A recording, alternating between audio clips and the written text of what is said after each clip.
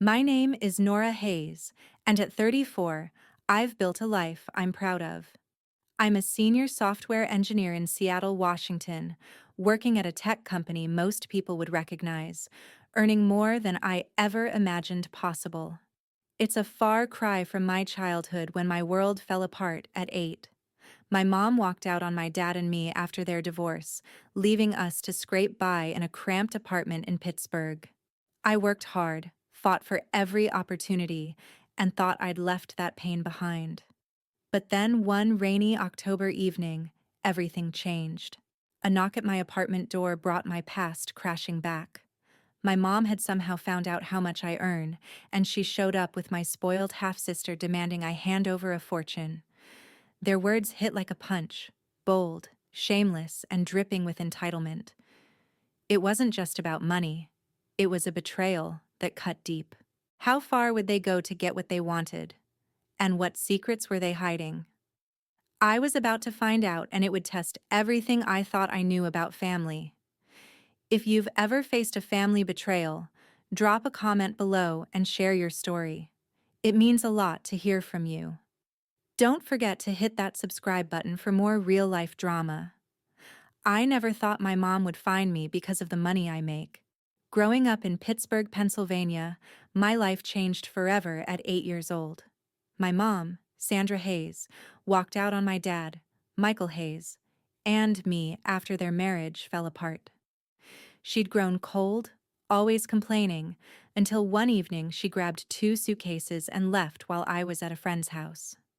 Dad later told me she'd been seeing someone else for months, a guy who managed a car dealership and promised her a better life. The divorce was brutal, leaving us with almost nothing. Mom didn't just leave.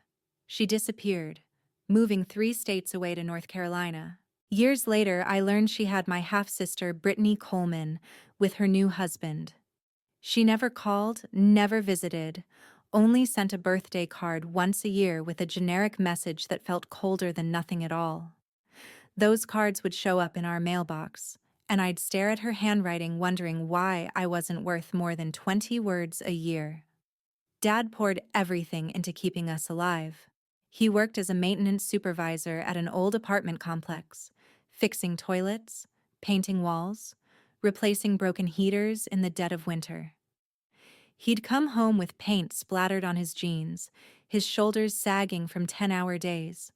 The job paid maybe $35,000 a year, barely enough to cover rent and groceries.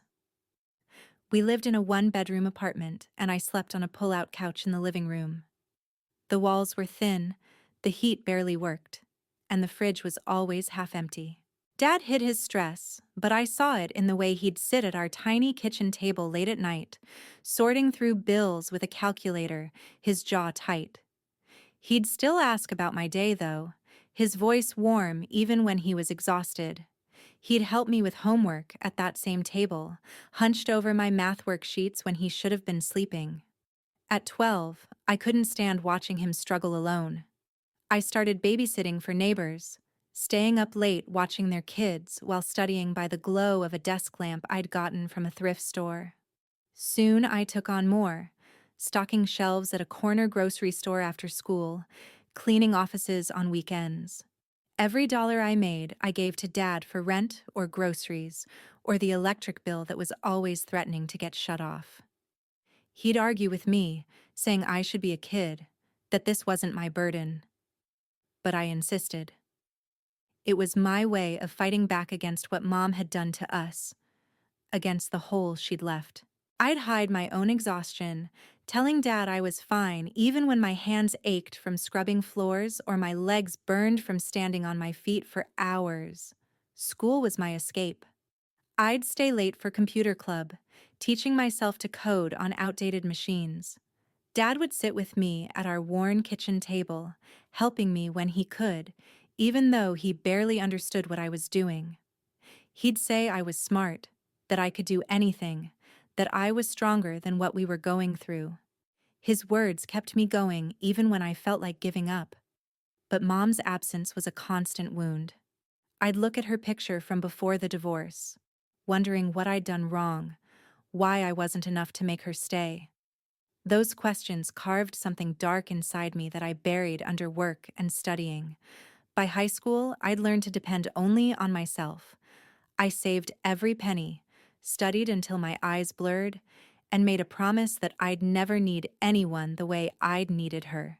Dad was my rock, but I knew he couldn't carry us forever. I had to build my own way out, and I did, one exhausting step at a time. Still, the weight of those early years never fully left me. I learned to stand on my own early, but the past never really disappeared. By high school, I knew education was my ticket out. I threw myself into my studies, staying up until 2 a.m. to master calculus and physics. My guidance counselor, Mrs. Patterson, saw my drive and helped me apply for scholarships. At 17, I won a full ride to Penn State for computer science, a field that made sense to my brain. That scholarship felt like a miracle, a chance to rewrite everything. But even with tuition covered, I was on my own for everything else. Books, rent, food. There was no safety net. Just me and my determination. To survive, I worked 3 jobs. I waited tables at a diner near campus, juggling plates and memorizing orders while running code syntax in my head. Weekends, I was a receptionist at a dental office, answering phones and filing paperwork. Late nights, I cleaned office buildings, mopping floors until my back screamed. My schedule was brutal, up at 5 a.m., asleep past midnight, always calculating how many hours I needed to work to cover next month's expenses. Every dollar went to rent and ramen, with a little tucked away for emergencies that always seemed to come up. I pushed through the exhaustion, fueled by the promise I'd made to myself that my past wouldn't define my future. College was grueling, but it shaped me. I took extra courses, joined coding competitions, and landed a summer internship at a startup in Philadelphia. The work was intense, debugging for 12 hours straight, but it sharpened my skills. By graduation, I had a degree, multiple job offers, and a position waiting for me at a major tech company in Seattle, Washington. Moving there felt like stepping into a different universe. Seattle's tech scene, the rain, the coffee shops on every corner, it gave me a fresh start far from Pittsburgh. I started as a junior engineer, pouring everything into my work. Within 6 years, I'd climbed to a senior role, leading projects and earning a salary that felt unreal compared to my childhood. $140,000 a year, plus bonuses. It was more money than Dad had made in 4 years combined. With my success, I never forgot Dad. He'd sacrificed everything, working those brutal maintenance jobs to keep us fed. Once my income stabilized, I started sending him $1,000 a month. At first he protested, said he didn't want my money, but I wouldn't take no for an answer. It was my way of paying him back, of easing the burden he'd carried alone for so long. That money helped him pay off old credit card debt, fix his ancient car, and finally get out of that cramped apartment into a small house with a yard. Every time we talked on the phone, his voice would crack with pride. He'd tell me I was his greatest accomplishment, that everything had been worth it. Those words meant more to me than any promotion or raise ever could. Mom, though, was a ghost. Her yearly birthday card still arrived like clockwork, each one identical. "Happy birthday, Nora. Hope you're well." Her handwriting was neat, impersonal, like she was signing a receipt. No phone calls, no attempts to visit, just those cards that I'd shove in a drawer without reading twice. They stirred up questions I'd tried to bury. Why did she leave? Why wasn't I enough? I'd pushed those thoughts down, focusing on work and Dad's quiet support, but the hurt was always there, simmering under the surface. My life in Seattle was everything I'd built from nothing. I bought a sleek apartment in Capitol Hill with floor-to-ceiling windows overlooking the city. I filled it with furniture I actually chose, art that meant something, a space that felt like mine. My coworkers respected me, and I'd made friends who felt like the family I'd chosen. I thought I'd closed the door on my past, that I'd proven I didn't need mom or her validation. But some wounds don't heal no matter how successful you become. I thought I'd left the past behind until one October evening. One rainy October evening, a sharp knock on my apartment door pulled me away from my laptop. I was working from home, debugging code with a cup of coffee going cold beside me. I opened the door to find my mom standing there, her smile wide but unfamiliar, with my half-sister Brittany slouched beside her.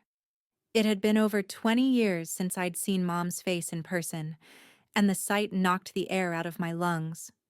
She looked older. Her hair dyed blonde now, lines around her eyes she used to not have. She stepped forward, arms open like we'd just seen each other last week. "Nora, sweetheart, it's been too long," she said, pulling me into a hug I didn't return. My body went stiff.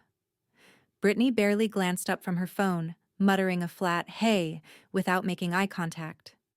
She was 22, wearing designer sneakers and a jacket that probably cost more than my first month's rent in college. We sat in my living room, the space I'd carefully made my own, but their presence made it feel wrong, invaded. Mom's eyes swept around the room, taking in the furniture, the view of Seattle's skyline through the windows, the tech setup I had for work. She started with small talk, how she'd missed me, how proud she was of what I'd accomplished, but her words sounded rehearsed, like she'd practiced them on the drive over. Then she got to the point. "I heard you're doing really well," she said, her tone shifting. "Big tech job. Good money." She leaned forward, her smile tightening. "Brittany's starting grad school next year. MBA program. The tuition is $80,000 and we're a little short. We were hoping you could help out. Maybe contribute, I don't know, $4,000 a month until she graduates?" I sat there frozen, her words crashing over me. $80,000, $4,000 a month. The numbers were staggering, but it was the casual way she said it that stung the most, like she was asking me to lend her a cup of sugar. Brittany finally looked up from her phone, smirking. "Nice place," she said, her voice dripping with judgment. "But it's kind of small for someone making bank like you, isn't it?" She stretched out on my couch, propping her expensive sneakers on my coffee table like she owned it. "You should get a bigger place. This is kinda sad." Her arrogance was breathtaking. My stomach twisted with anger and disbelief. This wasn't a reunion. This was a shakedown. I tried to process what they were asking. Mom kept talking, painting herself as struggling, saying she and Brittany were barely getting by even though Brittany's clothes screamed money. Her voice got softer, almost pleading, but her eyes stayed sharp, watching every flicker of my expression. She mentioned my job again, dropping hints that she knew my salary range, like she'd done research. "You've got so much now, Nora," she said. "Family helps family, right? That's what we do." The word family hit me like a slap. Where was she when Dad and I were eating ramen for dinner 5 nights a week? When I was working 3 jobs just to stay in school? Part of me, some stupid, desperate part, wanted to believe this was real, that maybe she'd come back to actually reconnect. I'd spent so many years wondering what it would feel like to have her in my life again. Maybe this was my chance. But doubt gnawed at me. Her sudden appearance, the immediate focus on my money, it felt too calculated, too convenient. Brittany didn't help. She cut into Mom's sob story to complain about how basic her current apartment was, how she needed a car to get to grad school interviews, something nice, not some junker. Her entitlement made my skin crawl. I kept my voice level, asking how they'd found me. Mom waved it off, saying she'd heard things through mutual acquaintances from Pittsburgh. That word gets around. Her vagueness set off alarms in my head. I told them I needed time to think, that $80,000 wasn't something I could just hand over. Mom's smile faltered for just a second, and Brittany scoffed under her breath. muttering something about me being cheap. They left soon after, Mom promising to call, her hug lingering a beat too long. I closed the door and leaned against it, my heart pounding, torn between rage and this pathetic flicker of hope I hated myself for feeling. The next morning, I woke up to 3 texts from Mom. I agreed to meet Mom and Brittany at a coffee shop in downtown Seattle, hoping maybe I'd get some real answers. The place was busy, filled with the sound of espresso machines and people typing on laptops.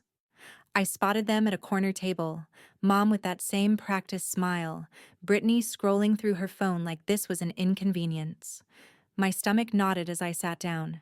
I wanted clarity, maybe even a genuine conversation, but their faces told me this was still about the money. Mom started soft, reaching across the table for my hand. "Nora, I've missed you so much," she said. I pulled my hand back, keeping my guard up.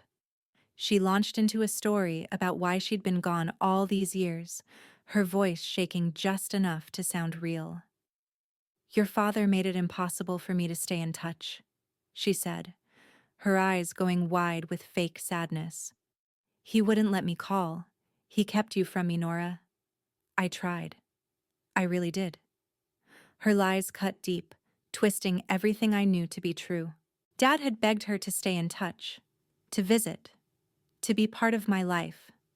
She was the one who'd chosen her new family over us. The betrayal felt fresh, like I was 8 years old again watching her pack those suitcases. I stayed quiet, letting her dig herself deeper. She went on about how hard things had been since the divorce, how she'd been struggling to make ends meet. "Brittany's future is at stake," she said, her tone shifting to urgency. "We need your help to get her through grad school. This MBA could change her life." Before I could respond, Brittany jumped in. "Yeah, and I need a car," she said without looking up. "Something decent, like a BMW or an Audi. Can't show up to networking events in a piece of crap. And my laptop's dying. I need the new MacBook Pro, the expensive one." Her demands were insane. A $40,000 car and a $3,000 laptop on top of 80 grand for tuition. Like I owed her a lifestyle I'd never had myself. I gripped my coffee cup, anger building in my chest. "You're asking for a car and a laptop on top of $80,000?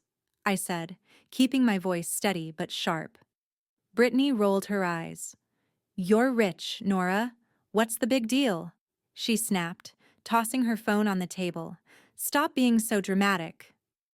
Mom jumped in, her voice pleading now. "We're family, Nora. You've done so well for yourself. Can't you share a little of that success with us?" Her words were a repeat of yesterday, but now they sounded desperate, rehearsed.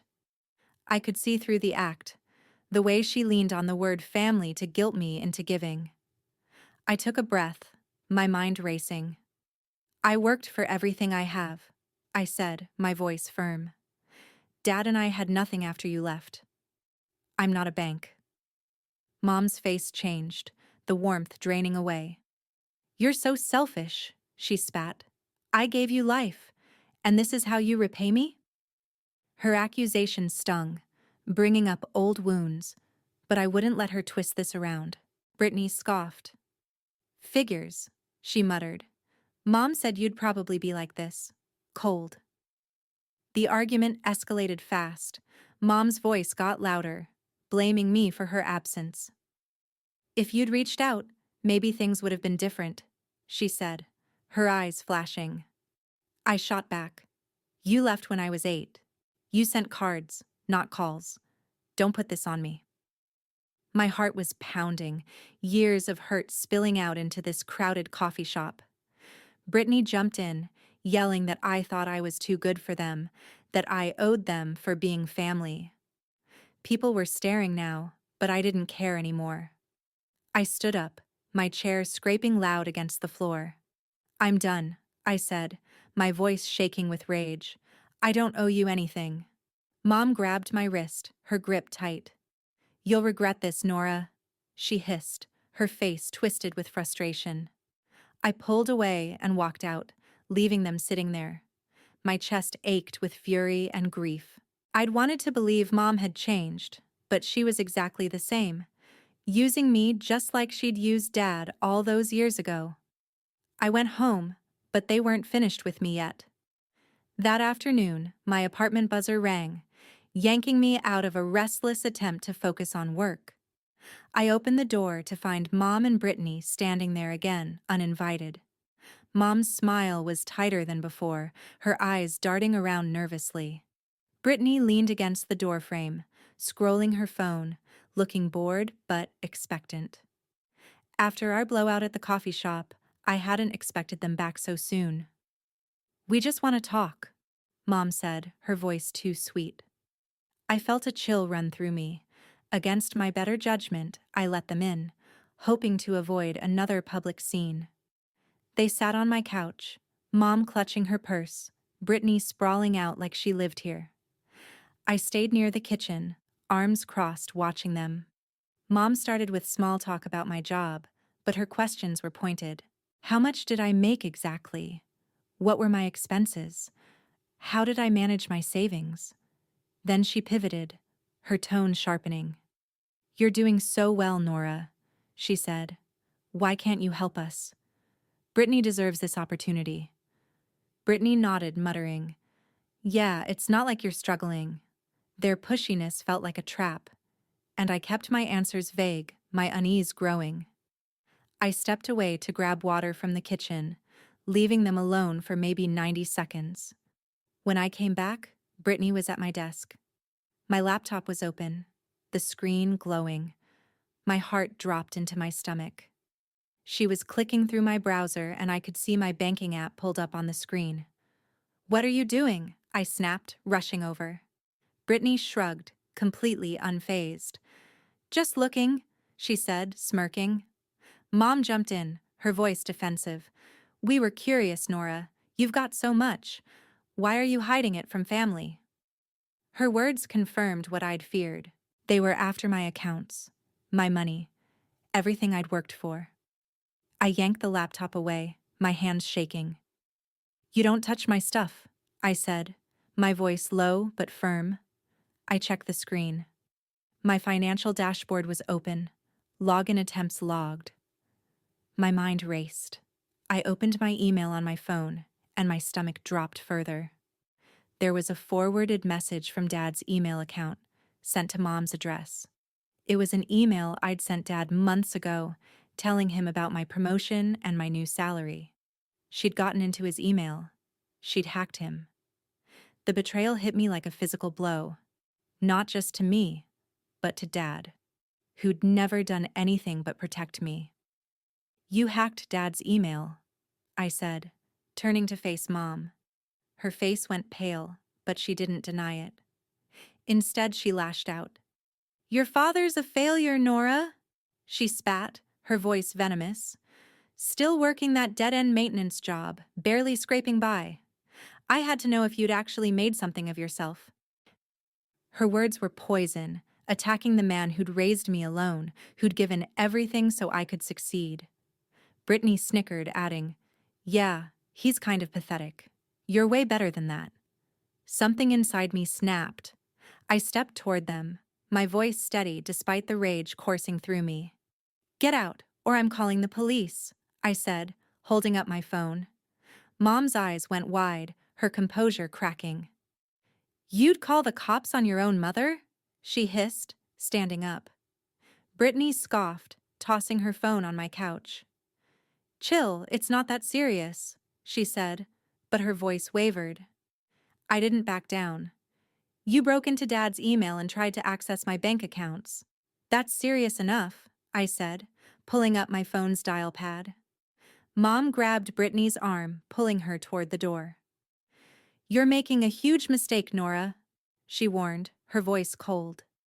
"We're not done here." They stormed out, and I locked the door behind them, my hands still trembling. I sat down at my laptop and checked the logs. Multiple failed login attempts on my bank account.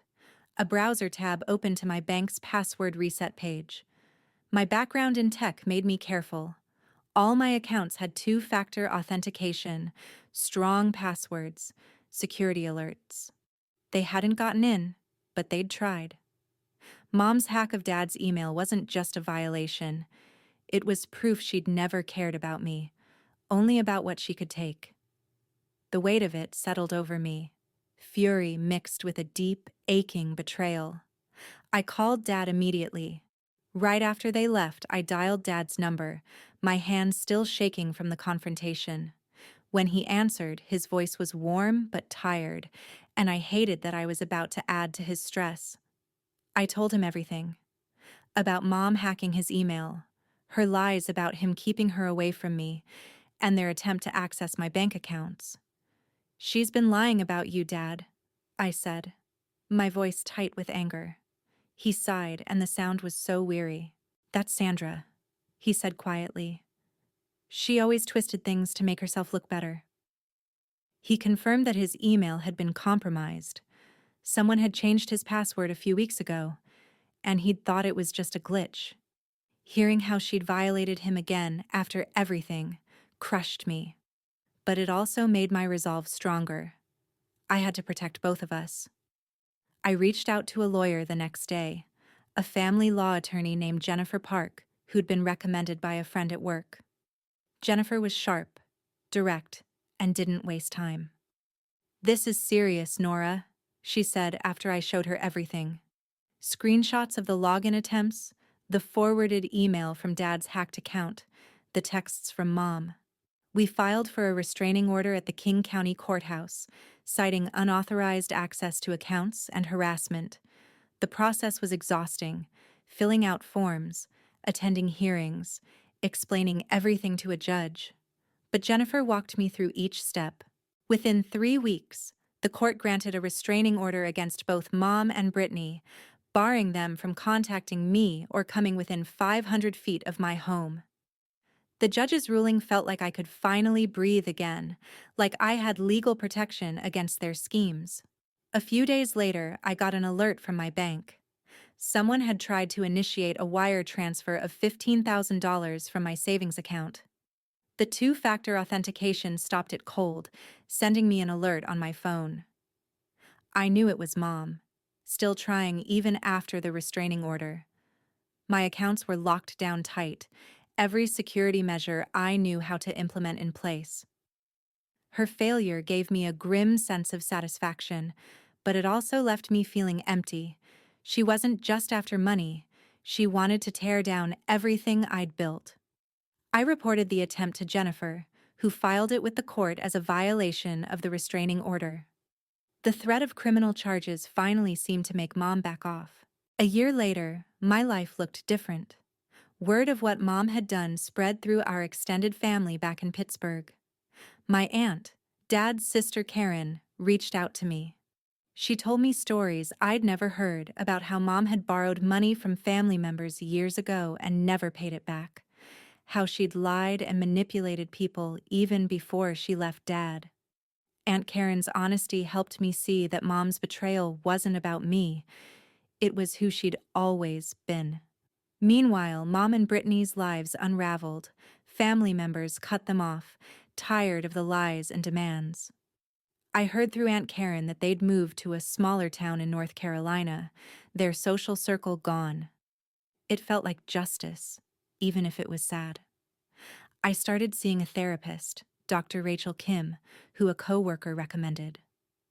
Dr. Kim was patient, helping me work through the trauma of Mom's abandonment and this recent betrayal. "You've been carrying her choices for too long," she said in one of our sessions, her voice calm but firm. Through months of therapy, I learned to let go of the guilt I'd felt. The belief that maybe if I'd been different, Mom would have stayed. I realized her leaving was her failure, not mine. Those sessions gave me clarity, a way to heal without letting her define who I was. Inspired by my own story, I started a small scholarship fund in Seattle, putting aside part of my income to help kids from low-income families pursue tech careers. The fund offered money for coding boot camps and mentorship, things I wished I'd had growing up. Setting it up felt like honoring the girl I'd been, working 3 jobs just to survive. My friend Alicia, a teacher, helped me organize it. My coworker David built the website, and my neighbor Lisa spread the word through community centers. Their support reminded me I wasn't alone, that I'd built something real here. Through everything, Dad remained my anchor. He visited my apartment in Seattle twice that year, and watching him take in the life I'd built made everything worth it. My friends, Alicia and David and Lisa, became my chosen family, people who showed up without expecting anything in return. They celebrated my wins, sat with me when I struggled, and reminded me what real love looked like. One evening over dinner with them, I realized something important. I had Dad, and I had this chosen family. That was enough. Family isn't about blood or obligation. It's about the people who choose you, who respect you, who stay. To everyone who's made it this far, thank you for listening to my story. I hope it shows you that family is what you build, not what you're born into. Choose people who see your worth, who lift you up instead of tearing you down. I'd love to hear your thoughts in the comments. What does family mean to you? Have you ever had to set boundaries with people who were supposed to love you? Please share below and subscribe for more real stories about standing up for yourself and building the life you deserve.